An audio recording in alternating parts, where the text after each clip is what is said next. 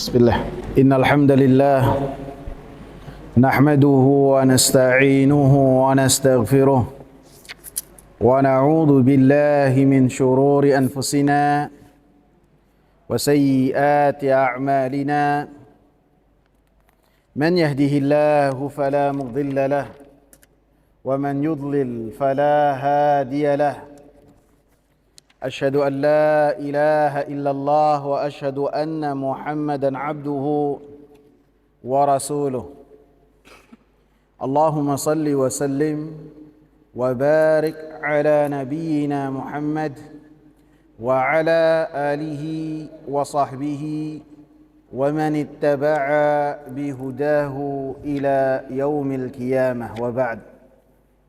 Hadirin jamaah salat maghrib yang saya hormati, kita lanjutkan pembahasan kita mengenai pelajaran-pelajaran yang bisa kita petik dari bab mencari berkah dengan pohon ataupun batu ataupun selainnya. Kita masuk ke pelajaran yang ke-8. Semua pelajaran-pelajarannya yang dibawakan oleh penulis ada yang beliau cantumkan 22 pelajaran. Setelah beliau mencantumkan 2 dalil. Dalil yang pertama surat An-Najm ayat 19 sampai ayat ke-21, dan dalil yang kedua adalah hadis Abi Waqid Al-Laythi yang menceritakan bahwasanya para sahabat meminta kepada Rasulullah sallallahu alaihi wasallam supaya dijadikan untuk mereka zatu anwat, pohon yang digantungkan kepadanya pedang-pedang mereka supaya mendapatkan kemenangan seperti yang biasa mereka dapati dalam kejahiliahan mereka. Pelajaran yang ke-8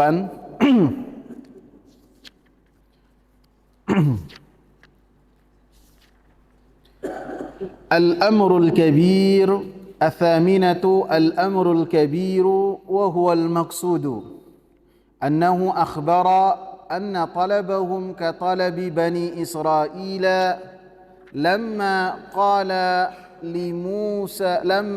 قالوا لموسى اجعل لنا إلها. Pelajaran yang ke-8, perkara yang besar, dan ini adalah maksud dari pembahasan dan bab yang beliau cantumkan dalamnya hadis tersebut, bahwasanya Rasulullah sallallahu alaihi wasallam mengabarkan bahwasanya permintaan sebagian sahabat untuk dijadikan untuk mereka zatu anwat, yang dengannya mereka menggantungkan senjata-senjata mereka, yang dengannya mereka berdiam diri di pohon besar tersebut, yang dengannya mereka berharap dengan melakukan hal tersebut mendapatkan kemenangan. Katalabi Bani Israila, maka serupa dengan permintaan Bani Israel ketika mereka berkata kepada Musa alaihi salam, Ij'al lana ilahan, jadikan untuk kami ini sesembahan.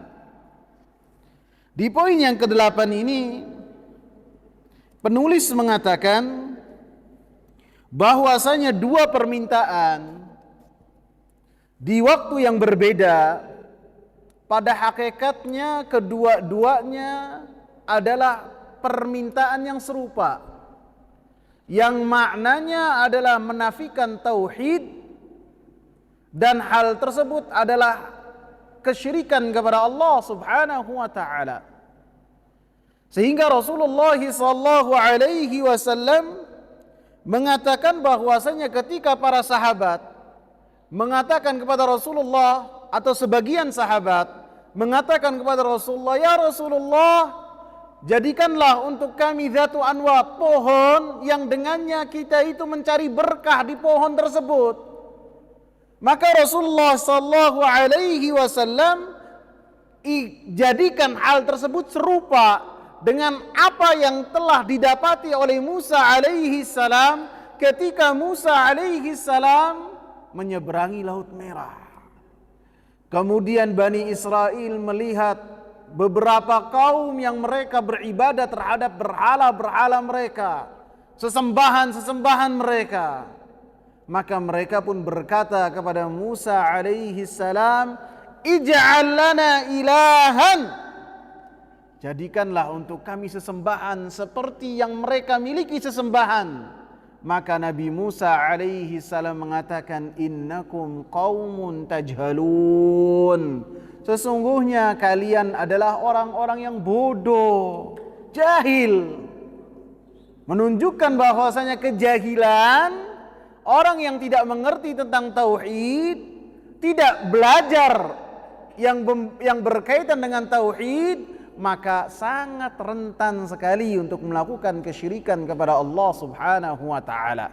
Baik secara sadar karena tidak mengetahui dahsyatnya dan jeleknya pelaku-pelaku kesyirikan sehingga ia melakukan kesyirikan, ataupun karena ia tidak mengetahui bahwasanya hal tersebut adalah perkara yang besar yang itu para nabi dan para rasul ditugaskan oleh Allah untuk menyelamatkan umatnya dan kaumnya supaya jangan sampai melakukan hal tersebut.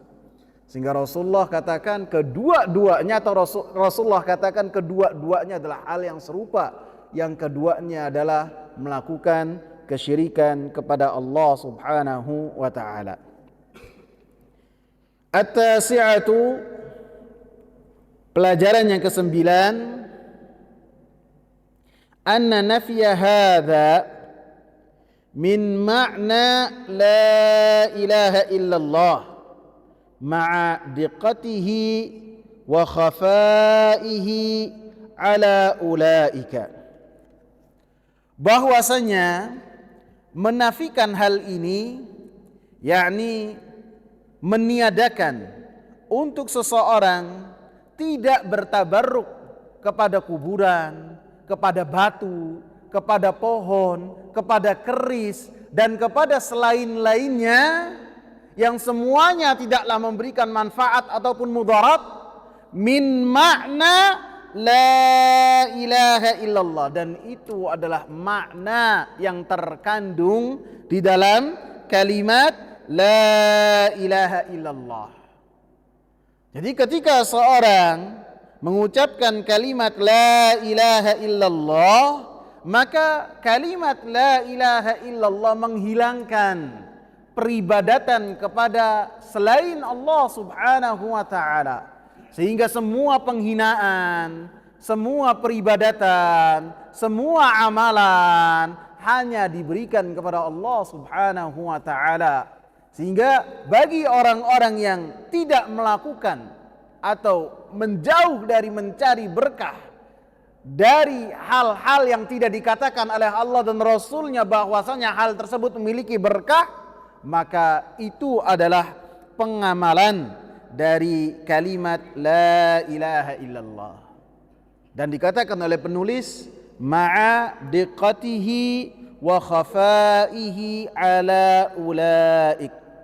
Walaupun demikian, maka hal tersebut masih sangat samar bagi mereka-mereka yang meminta kepada Rasulullah sallallahu alaihi wasallam dengan permintaan yang dengannya Rasulullah sallallahu alaihi wasallam terkaget-kaget darinya. Artinya, orang-orang musyrikin mereka mengetahui makna la ilaha illallah. Apa makna la ilaha illallah? Apa konsekuensinya? Maka bahasa Arab yang mereka miliki menjadikan mereka itu paham makna la ilaha illallah tanpa penjelasan langsung dari Rasulullah sallallahu alaihi wasallam. Sehingga dalam banyak ayat orang-orang musyrikin mengejek, mengolok aja'alal alihata ilahan wahida? Apakah dakwah yang dibawa oleh Nabi Muhammad sallallahu alaihi wasallam menjadikan sesembahan itu hanyalah satu saja? Artinya apa? Mereka memahami ketika mereka belum mengikrarkan kalimat la ilaha illallah, mereka paham terhadap hal tersebut. Akan tetapi terkadang hal ini walaupun sudah dipahami tersembunyi bagi mereka-mereka yang telah mengucapkan hal tersebut, walaupun pengikrarannya mereka lakukan di hadapan Rasulullah sallallahu alaihi wasallam. Nanti di poin yang keberapa disebutkan uzurnya, disebutkan alasannya kenapa mereka meminta kepada Rasul dengan permintaan tersebut. Di pelajaran yang keberapa tadi? Ke-12. Enggak tahu masih ada waktu enggak? Al-ashiratu, pelajaran yang ke-10, annahu halafa 'ala al-futya wa huwa la yahlifu illa limaslahatin. Bahwasanya Nabi sallallahu alaihi wasallam bersumpah ketika beliau berfatwa, dan Nabi sallallahu alaihi wasallam tidaklah bersumpah kecuali untuk satu maslahat, yaitu ketika Nabi sallallahu alaihi wasallam mengatakan dalam hadis Abi Waqid Al-Laitsi dengan mengatakan walladzi nafsi biyadihi, demi jiwaku yang berada di tangan Allah Subhanahu wa taala. Maka ketika Nabi sallallahu alaihi wasallam mengatakan hal tersebut, maka Nabi sallallahu alaihi wasallam bersumpah dengan salah satu sifat dari sifat Allah Subhanahu wa taala, bahwasanya hati-hati manusia berada di jari jemarinya Allah Subhanahu wa taala. Maka Nabi sallallahu alaihi wasallam bersumpah, dan sumpahnya Nabi sallallahu alaihi wasallam untuk penekanan terhadap apa yang beliau bahas, apa yang beliau bawakan. Karena pada hakikatnya Nabi sallallahu alaihi wasallam tidak bersumpah pun, maka apa yang dikatakan oleh Nabi sallallahu alaihi wasallam para sahabat mempercayainya. Nabi tidak bersumpah, Nabi mengatakan dengan datar saja pun para sahabat sudah mengamini dan membenarkan apa yang dikatakan oleh Nabi. Bahkan sebelum Nabi diangkat oleh Allah Subhanahu wa taala menjadi seorang rasul, menjadi seorang nabi, maka orang-orang musyrikin mengatakan ma jarrabna minka kadhiba, kami tidak pernah mendapati engkau berdusta sedikit pun. Akan tapi di dalam hal ini, ketika Nabi sallallahu alaihi wasallam bersumpah, menunjukkan bahwasanya sumpah yang beliau lakukan ada kemaslahatannya, yaitu untuk menegaskan perkara yang Rasulullah sallallahu alaihi wasallam maksudkan, bahwasanya hal tersebut adalah hal yang besar. Sehingga dalam hadis ini, dalam potongan poin yang ke-10 ini, boleh seseorang bersumpah ketika menjawab pertanyaan sebagaimana yang telah dilakukan oleh Rasulullah sallallahu alaihi wasallam, ataupun ketika memberikan pernyataan tanpa ada pertanyaan pun boleh seseorang ataupun orang alim ataupun ustadz ketika memberikan perkataannya diiringi dengan bersumpah kepada Allah Subhanahu wa taala, dan menunjukkan bahwasanya itu adalah sesuatu yang telah dicontohkan oleh Rasulullah sallallahu alaihi wasallam. Pelajaran yang ke-11, anna syirka fihi asgharu wa akbar, li'annahum lam yartaddu bihadza. Pelajaran yang ke-11, bahwasanya kesyirikan itu ada dua. Kesyirikan yang besar dan kesyirikan yang kecil. Kemudian beliau memberikan alasan, li'annahum lam yartaddu bihadza. Karena orang-orang tersebut mereka tidaklah keluar dari agama Islam dengan apa yang telah mereka katakan. Sebelum saya masuk ke dalam apa maksud dari perkataan muallif di sini, apa maksud dari perkataan penulis, maka harus kita ketahui atau sudah kita bahas juga bahwasanya kesyirikan itu ada dua. Ada kesyirikan yang besar, ada kesyirikan yang kecil. Kesyirikan yang besar adalah disebutkan oleh Imam Muhammad bin Shalih Al-Utsaimin rahimahullah, ma yukhrijul insana minal millah, yaitu yang mengeluarkan seseorang dari agama yang mulia ini. Adapun syirik kecil, maka beliau membawakan dua perkataan. Yang pertama atau dua definisi.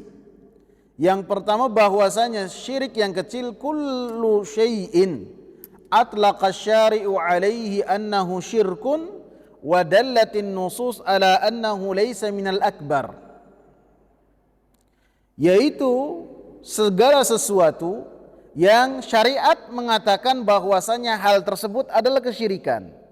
Syariat di sini baik Al-Qur'an ataupun sunnah Nabi sallallahu alaihi wasallam menyatakan bahwasanya hal tersebut adalah kesyirikan. Wa dallatin nususu ala annahu laisa minal akbar. Dan dalil-dalil yang lain menyatakan bahwasanya hal tersebut bukanlah termasuk dari kesyirikan yang besar. Jadi segala sesuatu yang dikatakan oleh syari', oleh agama yang mulia ini, oleh Allah dan Rasulnya, bahwasanya hal tersebut adalah kesyirikan. Akan tetapi dilihat dari dalil-dalil yang lain, bahwasanya hal tersebut walaupun kesyirikan tidaklah mengeluarkan pelakunya dari agama yang mulia ini. Sehingga itu adalah kesyirikan yang kecil. Dibawakan contohnya oleh Imam Muhammad bin Shalih Al-Utsaimin rahimahullah. Contohnya adalah man halafa bi ghairillahi faqad asyraka. Siapa yang bersumpah dengan selain Allah, maka dia telah melakukan kesyirikan. Maka kesyirikan di dalam hadis ini adalah kesyirikan yang kecil, bukanlah yang besar. Karena dalam dalil-dalil yang lain dijelaskan bahwasanya ketika seorang bersumpah dengan selain Allah Subhanahu wa taala, maka pelakunya tidak keluar dari agama yang mulia ini. Ini definisi yang pertama yang berkaitan dengan syirik kecil. Definisi yang kedua, maka wasilatan lil akbar wa illam yutliq syar'u alaihi isma syirki. Segala sesuatu yang menjadi jalan untuk syirik besar. Untuk syirik besar. Walaupun Al-Quran dan As-Sunnah tidaklah menyatakan bahwasanya hal tersebut adalah kesyirikan kepada Allah Subhanahu wa ta'ala. Akan tetapi apabila hal tersebut dibiarkan, maka lambat laun pelakunya akan melakukan kesyirikan kepada Allah Subhanahu wa taala dengan kesyirikan yang besar. Contohnya apa, ikhwan? Contohnya berdoa kepada Allah Subhanahu wa taala di tempat-tempat yang dianggap keramat. Contohnya berdoa di kubur yang kuburnya itu dianggap sebagai kubur orang soleh. Dia berdoanya kepada siapa? Kepada Allah. Akan tetapi ketika ia menghususkan hal tersebut dan tempat tersebut penghususannya tidak memiliki dalil dari Al-Quran dan As-Sunnah, maka ia telah melakukan kesyirikan yang kecil. Karena apa? Ini jalan untuk seseorang berdoa kepada orang yang ada di dalam kubur tersebut. Pertama-tama ia doanya kepada Allah Subhanahu wa taala. Nanti diijabah ataupun dengan lambat laun ia kemudian yang tadinya ke arah kiblat kemudian menghadap ke kubur, berdoanya kepada orang yang ada di dalam kubur. Maka berdoa kepada kubur walaupun itu adalah kuburnya Nabi sallallahu alaihi wasallam, maka itu adalah kesyirikan kepada Allah Subhanahu wa taala. Paham ikhwan? Jadi definisi yang kedua ini bahwasanya kesyirikan yang kecil maka adalah semua jalan yang menjadikan seseorang melakukan kesyirikan yang besar. Kemudian juga disebutkan oleh Al-Imam Muhammad bin Shalih Al-Utsaimin rahimahullah bahwasanya sebagian ulama atau yang pernah sudah kita bahas juga dibagikan juga kesyirikan itu menjadi dua. Ada kesyirikan yang jelas, ada kesyirikan yang samar-samar. Kesyirikan yang samar-samar adalah kesyirikan yang jelas adalah kesyirikan yang nampak di hadapan manusia. Baik itu syirik besar ataupun syirik kecil, nampak di mata manusia. Bisa dilihat, bisa didengar, baik berupa perkataan ataupun perlakuan seseorang. Misalnya ketika seorang sujud kepada selain Allah Subhanahu wa taala, ruku kepada selain Allah Subhanahu wa taala, maka ini nampak, orang bisa menilai ini melakukan perbuatan syirik. Ataupun ketika seorang bersumpah dengan selain Allah Subhanahu wa taala, didengar oleh orang dan orang mengatakan ini adalah kesyirikan kepada Allah dan ini jelas sekali tanpa ada pembahasan ini syirik besar ataukah syirik kecil. Adapun syirik kecil, syirik khafi, syirik yang samar-samar adalah syirik yang tidak diketahui oleh manusia, yang mengetahuinya adalah pelakunya dan Allah Subhanahu wa taala. Seperti riya, seperti sum'ah. Tidak ada yang mengetahui hati seseorang kecuali Allah Subhanahu wa taala. Nanti hari kiamat jelas hal tersebut. Adapun ketika di dunia seseorang tidak boleh disibukkan bahwasanya orang ini pamer, orang ini riya, orang ini semua tidak boleh. Kita diciptakan oleh Allah tidak untuk menyibukkan diri kita dengan hal-hal tersebut. Tidak. Kalau kita ingin memberikan nasihat-nasihat, akan tapi untuk kita meneliti hati orang, tidak bisa. Hati orang tidak ada yang mengetahuinya kecuali siapa ya ikhwan? Allah. Jadi syirik yang khafi, yang tersembunyi, yang mengetahui hal tersebut, pelakunya dan Allah Subhanahu wa taala saja. Kemudian dibawakan oleh Al-Imam Muhammad bin Shalih Al-Utsaimin rahimahullah, wa ayyuhuma alladhi la yughfar, di antara syirik besar dan syirik kecil, manakah yang tidak diampuni oleh Allah Subhanahu wa taala? Dalam surat An-Nisa Allah Subhanahu wa taala mengatakan innallaha la yaghfiru an yushraka bihi. Sesungguhnya Allah Subhanahu wa taala tidaklah memberikan ampunan kepada orang-orang yang mempersekutukan Allah Subhanahu wa taala, menduakan Allah Subhanahu wa taala dalam beribadah. Maka itu adalah kesyirikan. Allah Subhanahu wa taala tidak mengampuninya. Jadi selama seseorang mati dan belum bertaubat dari kesyirikan kepada Allah Subhanahu wa taala, maka dari ayat ini kesyirikannya tidak diampuni oleh Allah Subhanahu wa taala. Adapun apabila seseorang ketika kematian menjemput dirinya, kemudian kesyirikan yang dulu pernah ia lakukan, ia bertaubat kepada Allah Subhanahu wa taala dengan taubat yang benar, maka Allah Subhanahu wa taala mengampuni kesyirikan tersebut, karena semua dosa diampuni oleh Allah Subhanahu wa taala. Maka di dalam ayat ini surat An-Nisa ayat 116, apakah maksudnya syirik besar saja ataukah syirik kecil juga? Di antara keduanya, mana yang termasuk dari ayat ini? Maka pendapat Al-Imam Syekhul Islam Ibnu Taimiyah rahimahullah, beliau menyatakan bahwasanya selama itu adalah kesyirikan, baik syirik besar ataupun syirik kecil, maka tercakup dalam ayat ini, tidak diampuni oleh Allah Subhanahu wa taala. Tidak diampuni oleh Allah Subhanahu wa taala. Jadi seorang harus waspada dari kesyirikan kepada Allah. Baik yang kecil, lebih-lebih yang besar, maka ia harus senantiasa menata hatinya, mempelajari yang berkaitan dengan tauhid supaya selamat ketika di dunia dan selamat juga ketika di akhirat, karena keimanan dan tauhid adalah modal kita untuk bertemu dengan Allah Subhanahu wa taala.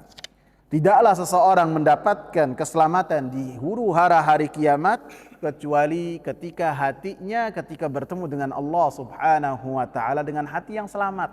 Dan tidak mungkin seseorang mendapatkan keselamatan dalam hatinya kecuali apabila di dalam hatinya ia isi dengan keimanan dan tauhid yang benar kepada Allah Subhanahu wa taala.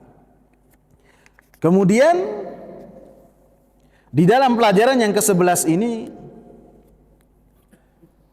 seakan-akan penulis mengatakan apa hukum dari perkataan para sahabat kepada Rasulullah sallallahu alaihi wasallam,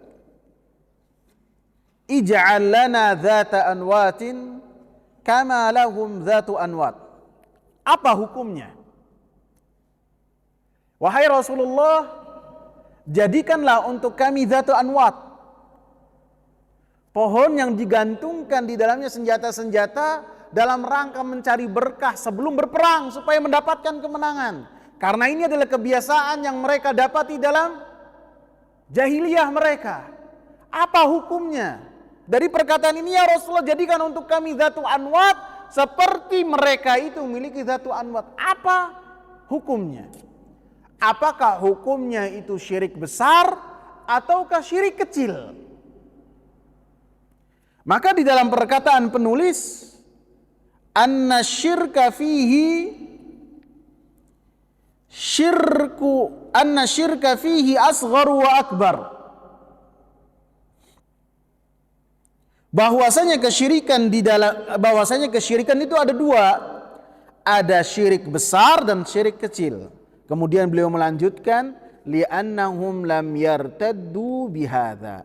Maka apa yang telah mereka mintakan kepada Rasulullah sallallahu alaihi wasallam, maka itu adalah termasuk dari bagian-bagian syirik kecil.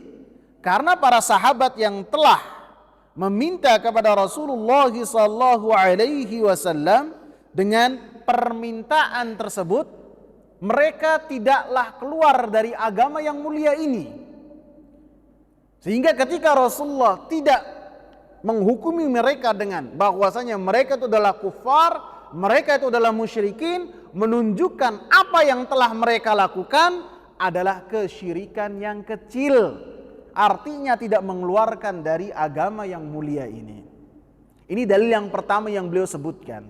Dalil yang kedua, bahwasanya semua jalan untuk menjadi pelakunya masuk ke dalam syirik besar, maka itu adalah syirik kecil. Saya ulangi ya.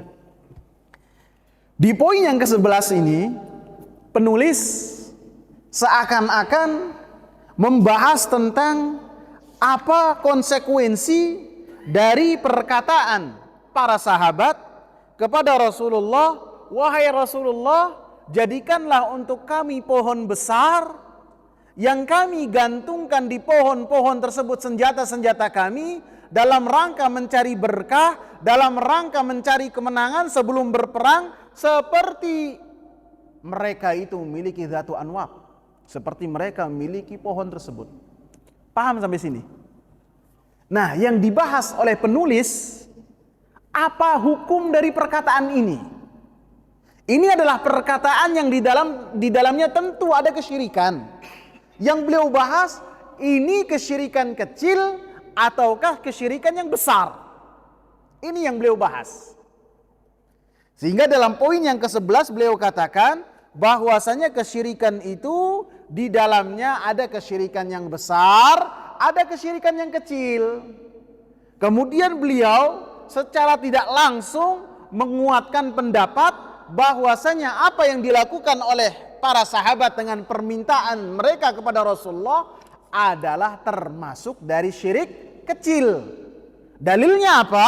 Li'annahum lam yartaddu bihadza, karena mereka tidak murtad dengan permintaan mereka kepada Rasulullah sallallahu alaihi wasallam. Ini dalil yang pertama. Karena syirik besar seperti yang sudah kita bahas adalah yang mengeluarkan pelakunya dari agama. Adapun syirik kecil yang tidak mengeluarkan pelakunya dari agama ini.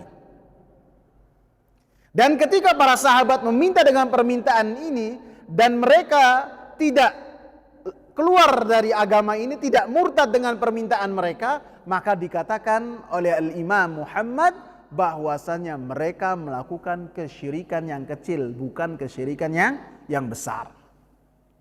Paham sampai sini, ikhwan? Dalil yang kedua yang dikatakan tidak dalam kitab ini, bahwasanya permintaan mereka hanyalah satu jalan untuk mereka melakukan kesyirikan yang besar.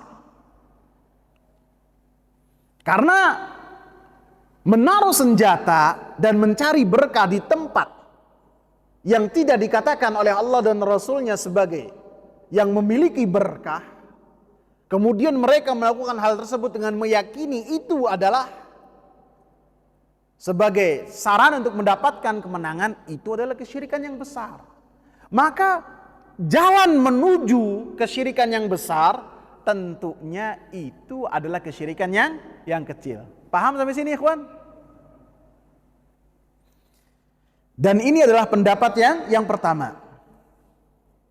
Dan pendapat yang dikuatkan oleh Al-Imam Muhammad ibn Abdul Wahhab rahimahullah. Pendapat yang kedua, bahwasanya para sahabat dengan permintaan mereka kepada Rasulullah sallallahu alaihi wasallam, ij'al lana dzata anwat kama lahum dzatu anwat, jadikan untuk kami dzatu anwat seperti mereka itu memiliki dzatu anwat. Maka permintaan tersebut adalah termasuk dari kesyirikan yang besar. Kesyirikan yang besar. Jadi para sahabat yang meminta kepada Rasulullah dengan permintaan tersebut, maka mau tidak mau mereka telah melakukan kesyirikan yang besar. Terus kenapa mereka tidak keluar dari agama yang mulia ini dengan permintaan mereka, dengan perbuatan mereka, dengan kesyirikan yang besar tersebut? Kenapa mereka tidak kufur, tidak keluar lagi menjadi orang-orang musyrikin? Karena disebutkan dalam hadis Abi Waqid Al-Laitsi tersebut, wa nahnu hudatsa'u ahdin bi kufrin. Karena kami itu baru masuk Islam, masih ada pada diri kami itu sisa-sisa jahiliyah. Sehingga perbuatan mereka, perlakuan mereka, dan permintaan mereka itu adalah kesyirikan yang besar. Terus kenapa tidak murtad dengan permintaan mereka? Karena mereka ketika melakukan hal tersebut tidak mengetahui bahwasanya hal tersebut adalah perkara yang dilarang, perkara yang termasuk kesyirikan kepada Allah Subhanahu wa ta'ala. Paham sampai sini, ikhwan? Dan pendapat yang kedua ini adalah pendapat dari Al-Imam Ibn Baz rahimahullah ketika beliau memberikan komentarnya dalam Fathul Bari. Karena tidaklah semua perbuatan syirik yang besar pelakunya sekonyong-konyong menjadi orang kafir dengan perbuatan tersebut. Di ini harus kita menjaga lisan kita. Tidak semua orang yang melakukan perbuatan kufur, perbuatan syirik, kemudian pelakunya langsung menjadi orang musyrik. Tidak semuanya. Harus ada syarat-syaratnya.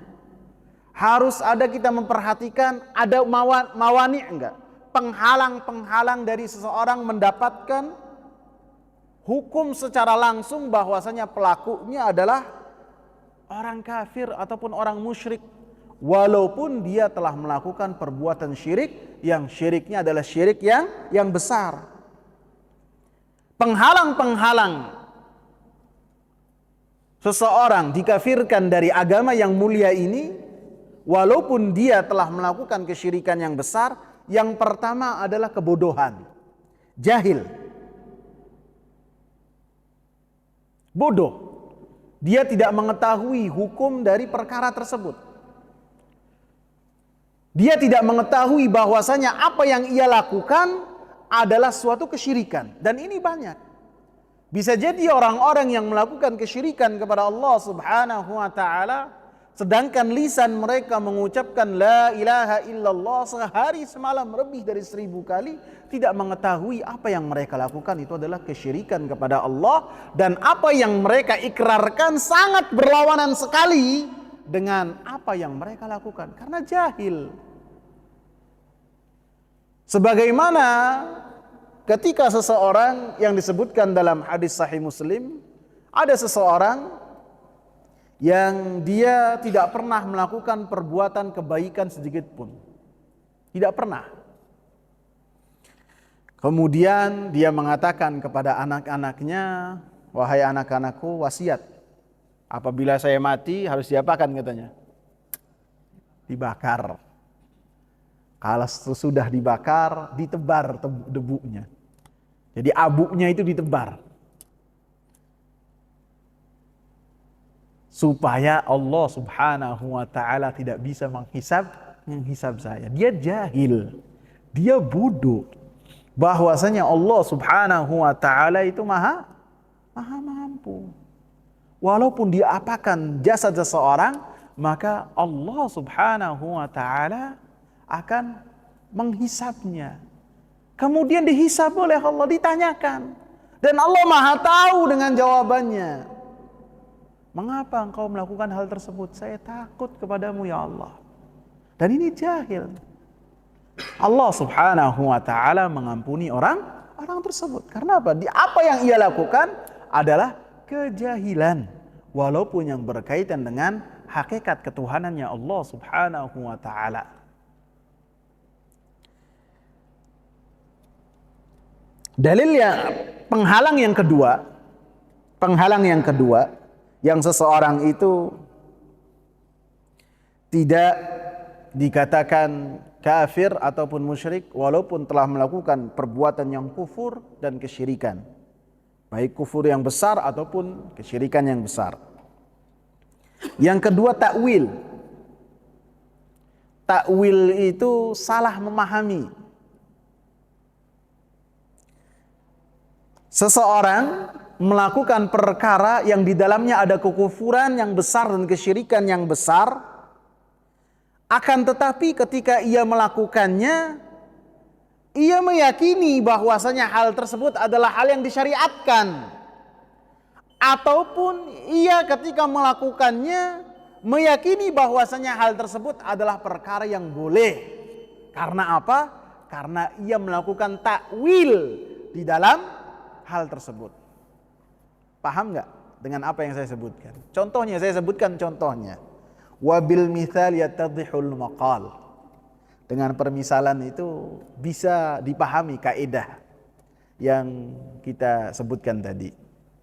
Contohnya Mu'adz bin Jabal. Ini Mu'adz bin Jabal ini ulamanya para sahabat. Dikatakan oleh Rasulullah, a'lamu ummati bil halali wal haram. Termasuk orang yang paling mengerti tentang halal dan haram. Jadi kualitas tauhidnya dan akidahnya ya luar biasa para sahabat. Pemimpin-pemimpin muwahhidin, para aulia Allah. Tidak diragukan lagi tauhidnya. Suatu ketika beliau melakukan perjalanan ke negeri Syam. Ia mendapati bahwasanya orang-orang di negeri Syam ini tempatnya wahyu, tempatnya para nabi.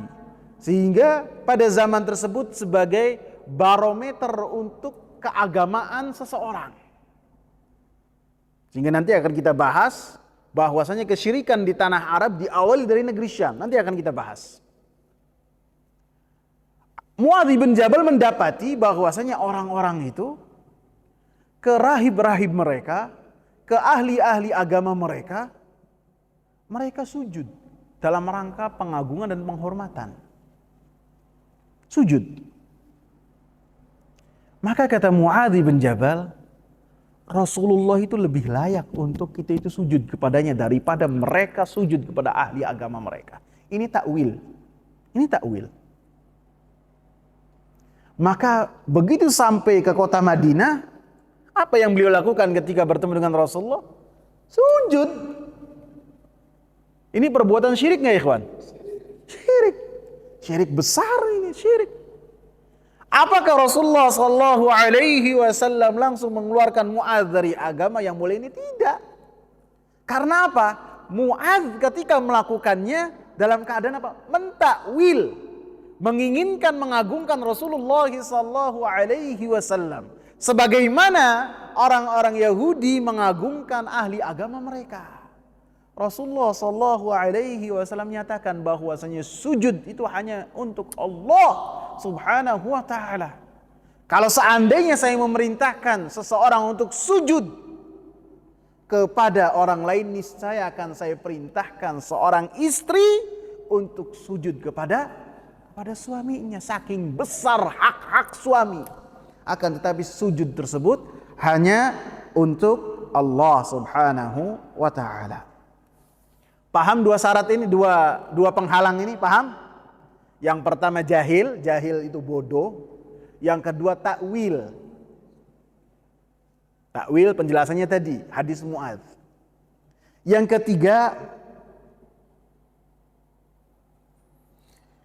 ketiga al-ikrah, dipaksa. Seseorang dipaksa untuk melakukan kekufuran. Dan tidak hanya sekedar paksaan, yang memaksanya yang memiliki kekuatan. Jangan sampai ada anak kecil maksa saya, ayo sujud kepada saya, kemudian sujud, enggak. Jadi paksaannya itu para ulama menyebutkan paksaan yang bisa menjadikan seseorang tidak kufur dan tidak dikatakan musyrik dengan perbuatannya. Ketika orang yang memaksanya memiliki kekuatan. Dan ancamannya itu adalah ancaman yang berat. Bisa jadi kematian, bisa jadi siksaan. Maka apabila hal ini terjadi, maka boleh seseorang untuk melakukan kekufuran dan kesyirikan apabila hatinya itu aman dan nyaman dengan keimanan dan tauhid kepada Allah Subhanahu wa Ta'ala. Dalam surat An-Nahl ayat 106, Allah Subhanahu wa Ta'ala katakan, "Man kafara billahi min ba'di imanihi illa man ukriha wa qalbuhu mutmainnun bil iman, walakin man syaraha bil kufri sadran fa'alaihim ghadabun minallahi wa lahum 'adzabun 'adzim." Siapa yang dia melakukan kekufuran kepada Allah Subhanahu wa Ta'ala, melakukan kesyirikan kepada Allah Subhanahu wa Ta'ala setelah keimanannya, maka dia akan mendapatkan kemurkaan dari Allah Subhanahu wa Ta'ala. Dia akan mendapatkan azab yang pedih, kecuali bagi mereka yang dipaksa untuk melakukan kekufuran, dipaksa untuk melakukan kesyirikan kepada Allah, dan hatinya tenang dan tentram dengan keimanan yang ada di dadanya. Walakin man syaraha bil kufri sadra, tetapi orang-orang yang hatinya lapang dengan kekufuran, maka dia akan mendapatkan murka dari Allah dan mendapatkan azab dari Allah.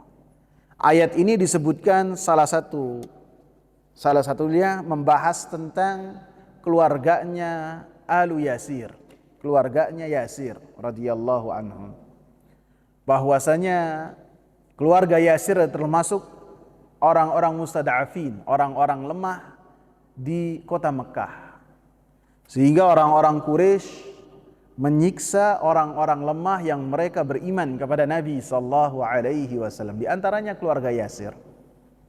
Maka Yasir, sebelumnya istrinya yang bernama Sumayyah, itu dibunuh oleh Abu Jahal.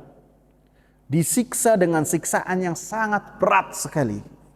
Bahkan oleh Abu Jahal diambil tombak dan dimasukkan ke dalam farjinya. Sehingga Sumayyah adalah yang pertama kali syahid dalam agama yang dibawa oleh Nabi Muhammad SAW. Ini untuk memuliakan perempuan. Yang pertama beriman kepada Nabi SAW dan menolong agama Nabi SAW adalah perempuan. Siapa itu? Khadijah. Dan yang pertama kali masuk, termasuk dari syuhada, dari agama yang mulia ini, dari umatnya Nabi SAW adalah Sumayyah, ibunya Ammar. Setelahnya bapaknya pun wafat. Dan kemudian Ammar disiksa dengan siksaan yang sangat keras sekali. Sampai dia pun berkata dengan lisannya yang berkaitan dengan perkataan-perkataan kufur. Disuruh mencela yang mencela, disuruh memaki yang memaki. Yang penting dia selamat dari siksaan tersebut. Maka setelah dia dibebaskan, maka Rasulullah SAW bacakan kepada Ammar bin Yasir surat An-Nahl ayat 106 ini. Jadi apabila ada paksaan, maka seorang ketika melakukan kekufuran, orang tersebut tidak dihukumi dengan kafir. Penghalang yang keempat adalah salah. Salah itu artinya tidak sengaja. Ia menginginkan apa, kemudian ia melakukan apa. Kemudian yang ia lakukan adalah perbuatan-perbuatan kufur, maka selama itu adalah kesalahan, tidak dikategorikan sebagai perbuatan yang menjadikan orangnya itu kufur dan keluar dari agama ini. Contohnya apa, ikhwan? Dalam hadis Rasulullah SAW mengatakan bahwasanya Allah Subhanahu wa taala sangatlah senang dengan taubatnya seorang hamba. Lebih senang daripada seseorang yang senang dengan senangnya dia melakukan kesalahan yang besar. Disebutkan orang tersebut melakukan perjalanan di padang pasir. Ia membawa tunggangan dan tunggangannya ada perbekalannya. Suatu ketika ia turun, tunggangannya hilang. Kalau tunggangannya hilang di padang pasir, artinya apa? Mati. Orang kalau mau masuk perjalanan padang pasir, harus pasti dulu bensinnya itu full. Kalau bensinnya itu setengah, waduh, nggak bisa itu. Apalagi kalau melakukan perjalanannya ke perjalanan yang bukan aspal, menuju orang-orang Baduy, itu harus pasti dulu bensinnya itu full. Maka orang ini begitu dia itu kembali lagi ke tempatnya, binatang tunggangannya itu tidak ada di depan matanya, dia mengatakan, wah, binasa saya. Ia mencari-cari tidak ketemu. Akhirnya ia rebahan. Rebahan dalam rangka apa? Menunggu kematian. Rebahan dalam rangka menunggu kematian. Kemudian Allah subhanahu wa ta'ala kembalikan kepadanya tunggangannya.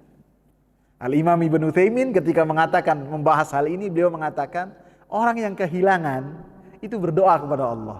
Maka Allah lah yang akan mengembalikan apa yang ia hilang darinya. Jangan ketika hilang darinya sesuatu yang berharga, dia malah carinya ke dukun. Maka ini sesuatu yang salah. Allah yang mengembalikan sesuatu yang tidak ada. Minta kepada Allah subhanahu wa ta'ala. Kemudian begitu ia dapati kendaraannya itu ada di depan mata, tunggangannya itu ada di depan mata, ia langsung pegang kendaraannya, tunggangannya ia pegang. Kemudian ia lihat bekalnya itu seperti ketika ia itu kehilangan, sama masih utuh. Ia sangat bersyukur kepada Allah. Kemudian dia berkata kepada Allah saking senangnya. Apa perkataannya? Allahumma anta abdi wa ana rabbuk. Ya Allah, kamu ini adalah hambaku dan saya ini adalah Rabbmu. Kata Rasulullah, akhta'a min syiddatil farah. Orang ini salah saking senangnya. Salah saking senangnya. Dan ini perkataan yang sangat kufur loh. Iblis saja tidak berani mengatakan hal tersebut. Fir'aun saja tidak berani mengatakan tersebut. Fir'aun hanya mengatakan apa? Ana rabbukumul a'la. Saya Tuhan kalian yang paling tinggi. Tidak berani mengatakan kepada Allah, ya Allah, engkau ini hambaku. Orang ini melakukan kekufuran yang tidak pernah dilakukan oleh iblis ataupun oleh Firaun. Besar sekali. Akan tapi kata Rasulullah, akhta'a min syiddatil farah. Orang ini salah saking senangnya. Sehingga dengan perkataan tersebut dia tidak kufur kepada Allah subhanahu wa ta'ala.